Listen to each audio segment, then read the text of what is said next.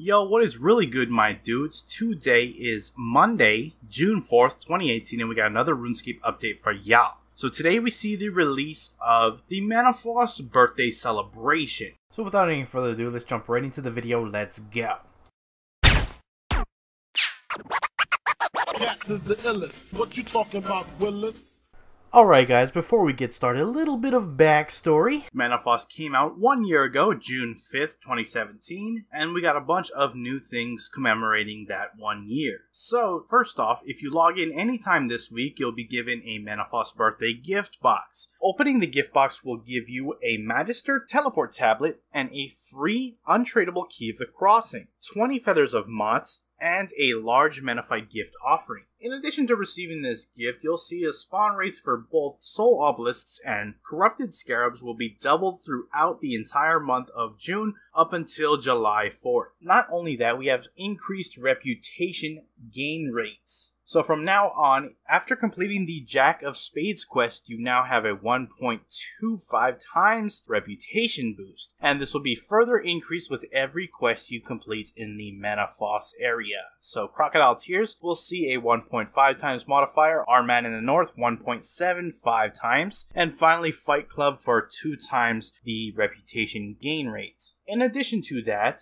they've added a new item into the game, the Cursed Ushabti. You can create this by combining a normal Ushabti with Cursed Amaskat Sand, which has a chance dropping from Ripper Demons, Camel Warriors, Asheron Mammoths, and Living Wyverns. When you combine the two and create the new Cursed Ushabti, it has an increased chance of catching souls by 50%, when compared to a normal Ushabti, just making it much easier if anybody wants to capture certain souls and maybe add them to your Slayer dungeon or obviously complete the Slayer Codex, so that's really nice. Moving on to other Menaphos changes. Menaphite gift offerings are now stackable in the backpack and can be deposited into the bank. Grand exchange clerks are now moved to stand with the bankers in the Menaphos bank. The rug merchant near Sophonem has been moved closer to the entrance. Urluk is now accessible via the NPC contact spell. They've made the following tweaks to the agility pyramid. 200 Menaphos reputation is awarded per pyramid top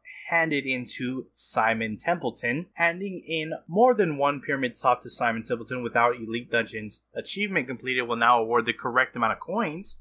Doing so with the Elite Desert achievements completed will now give you 10k coins per top. NPCs will no longer vanish when climbing to the first level of the Agility Pyramid. Skybox will no longer change when climbing to the 5th level of the pyramid. NPCs in the southeastern desert area will no longer be moved/hidden when climbing the pyramid. And the ground textures in the southeastern area of the desert has been updated. It's now possible to see various NPCs in the south of the desert when climbing over the fallen pillar to the higher floor. A shortcut icon has been added to the east wall of Sophonem. The water fountain in Menaphos leading to the soul altar now correctly displays a water source icon. The remove roof graphic option will now include hiding the chandeliers within the Slayer player owned dungeon spawn area, and the corrupted Slayer helmet will now provide a 5% bonus chance to catching souls and has the option to view the Slayer Codex. So yeah guys, definitely a lot going on right now in Menaphos. If you have not visited the city in a while, there's no better time to get your teeth into all the things that has on offer. And if you're after getting higher reputation for all the various different rewards, now is the best time to do it. So do head on over there and start gaining that reputation and enjoying Menaphos. Moving on, while unfortunate, I do have to mention here on the channel that today is the day that the membership prices have increased. On screen you're seeing right here what the current prices are now. If you already pay a grandfather rate, you can continue to do so, no problem. However, if you let your membership run out and lapse for 14 days, when you come back, you will have to pay this new price. So as long as you pay within the 2 weeks of your last membership running out, then you'll still be able to pay those grandfather rates. So keep that in mind. Shifting gears on the Solomon store, there is a couple of new outfits if you are interested. One of which is the Twisted Jester that you're seeing on screen, complete with a new walk override. So do head over there if you're interested. There's also the King and Queen of Spades and Diamonds up for grabs. So if it's of any interest to you, head on over to the Solomon's General Store and take part in that. Moving on once again, Viktor Trader has come back to RuneScape. He will be in-game for 3 weeks and will have the Elite Trapper outfit and Dwarven tools added to his store this time around, so do pay him a visit. He is located in Berthorpe near the Lodestone. You can trade in your bonus XP for points in his shop that you can then spend on various different items, so do head on over to Viktor Trader in Berthorpe and partake in purchasing some of what he has on offer. That being said, we're going to wrap up the main game update coverage and we're going to head on over to the patch notes and see exactly what we've got going on over there, so let's go ahead and check it out. The Follower Details interface no longer has blue components in Legacy interface mode. The Flaming Sword Override can now be used with the dyed Khopesh weapons. An issue with the positioning of the Sheath Ice Dyed Noxious Scythe when performing different animations has been fixed. Updated a texture on a tile north of Seer's Village. Updated the shadows in the Arposandra sewers. The Master Lockpick now works correctly for chests in Dorjish Khan. Using an elf thieving reset token will no longer occasionally block players from pickpocketing elves. Grinding mud runes now works correctly if a player has a charged wicked pouch equipped. Snake Skin now shows the required range level to equip as an additional requirement in the defense skill guide. The escape option has been removed from the exit of the Phoenix Lair as it was functionally identical to exit. Players in an even-sized dungeon group who do not use melee to attack a dungeoneering boss can now receive lore book drops. Players can no longer access various interfaces in Tears of Guthix to prevent wasting time by forcing a logout. A discard button on Treasure Hunter is now correctly named Convert for free-to-play players. Prismatic stars no longer drop on the floor if looted from a treasure trail reward casket with a full inventory.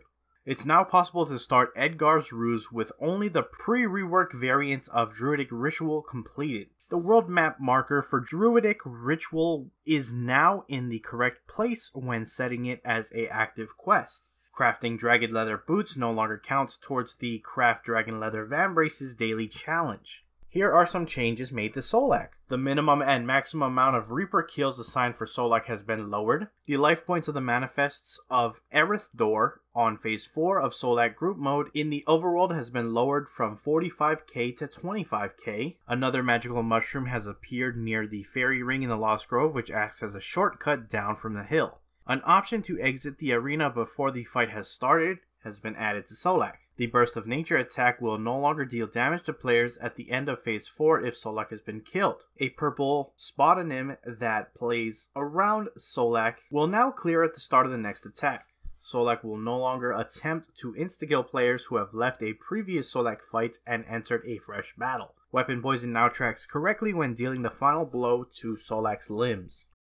Large amounts of summoning enchanted headgear have been removed and, if owned, replaced with the unenchanted version. It's now possible to combine all 4 God Wars Soul Stones near the altar east of the rope exit within the God Wars dungeon to create an Omni Soul Stone which can store all God Wars boss kill counts. The Settings tab will remember the last tab opened and open to that tab. There's now a quicker enter option for the combat training camp gates via a right-click option. Updated some dwarf multi-cannon ownership checks to prevent the owner from being told this isn't your cannon.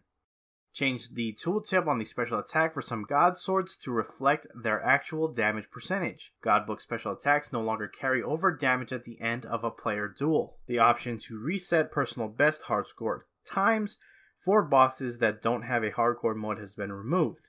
Combining multiple crystal keys at once no longer plays the combining sound repeatedly. And here are some hotfixes that went live throughout the week. They've already been in the game prior to today's update, so you can pause it real quick if you want to see them. But like I said, they've already been in the game. And that is it for your patch notes. Links to both the patch notes and the main game update will be down in the description below, so you can check those out for yourself if you want to do so. Head on over there and go ahead and check it out. That being said, I'm going to wrap up the video there. If you enjoyed it, hit that like button. If you're not subscribed yet and you want to stay up to date on all things RuneScape related, then hit that subscribe button. Anyways, I appreciate you watching. I am out.